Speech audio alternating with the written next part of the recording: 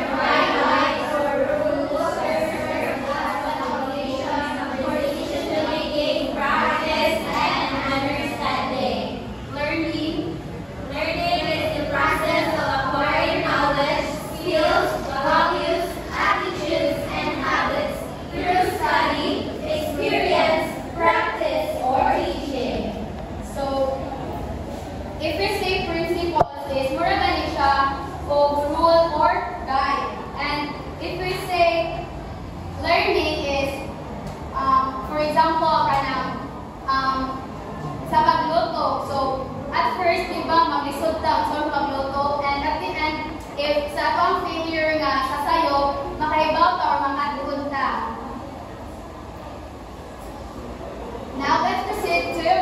principle of learning. So first we have, can you read Albert Bulaga?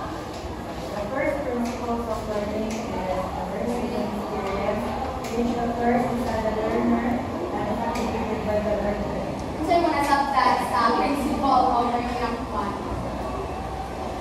So for me, learning is starts with the learner, and so you have an experience. Ako yung may experience niya, basically sa ka-learner, sa niya ang experience sa ka-learner. Very good. Okay.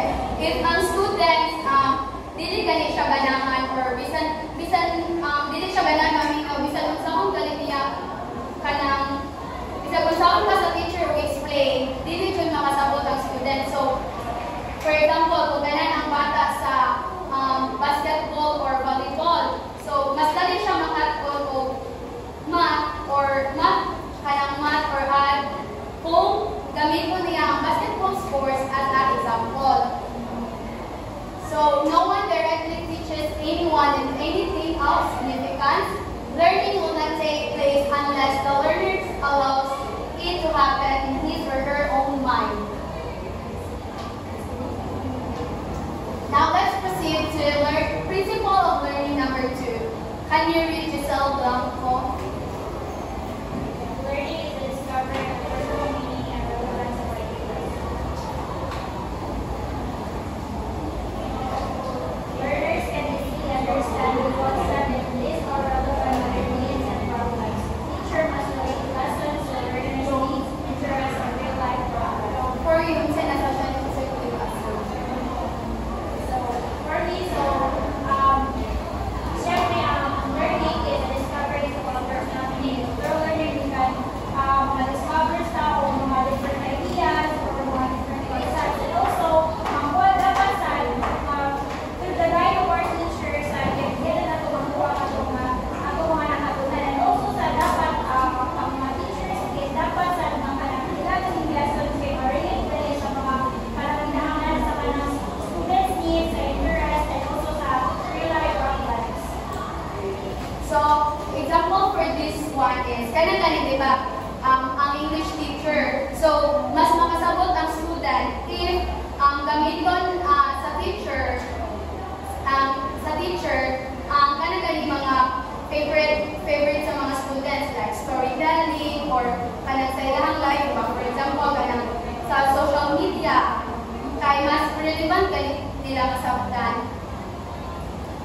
Next is principle of learning number 3. Can you read Dasha Silosod?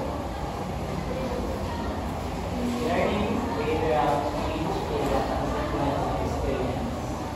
Responsibility, independence, capability, and sense of growth develop through experience. Appreciation, acceptance, and recognition foster meaningful learning. Can you please share your answer? For me, learning is a consequence of experience. Why? Because it depends on your behavior. Like, if there's someone discussing or someone is teaching in front, what's your behavior to that? Like, kaya ba? If, for example, ay matuto yan, ikaw out siya nga consequence, but at the same time, opposite sex, hindi na ka,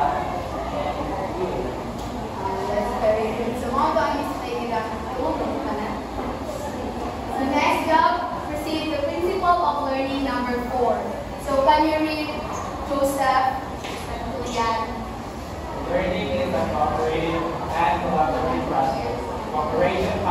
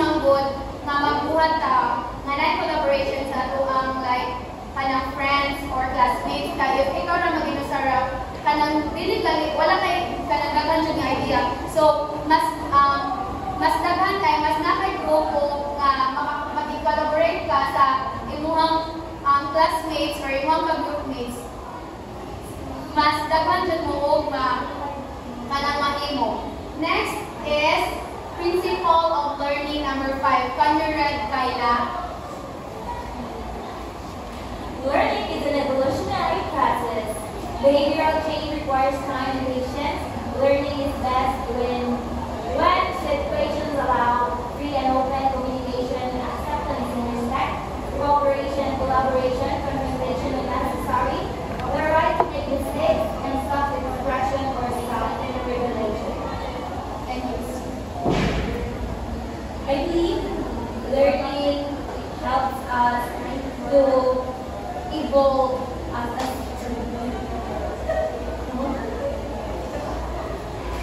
Na, for example, di ba kita hindi kami dalit makausap sa itong sab.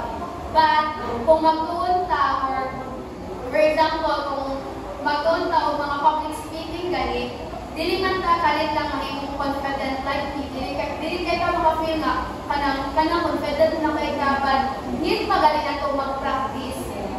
Kay, sa ato ang fail or sa atong sayo, kay kanang anak nga sayo, kay maka-learn sa ta o makatusad ta. So now, I will give the floor to Ms. Justin Mateo.